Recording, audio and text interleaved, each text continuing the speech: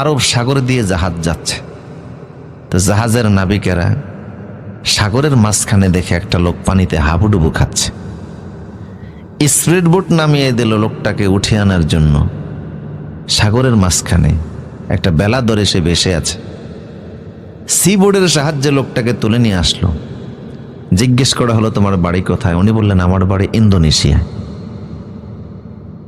ইন্দোনেশিয়ার জামি মসজিদের মুয়াজ্জিন হলাম আমি।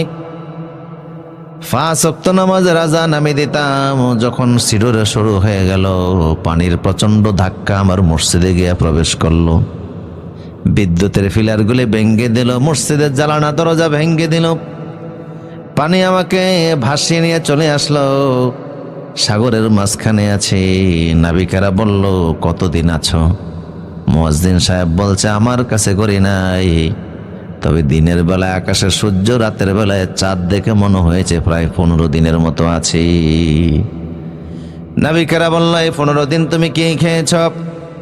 মুয়াজ্জিন সাহেব বলল, হাদা আজবুন ফুরাতুন ওয়া হাদা মিলহুন উজাজুন।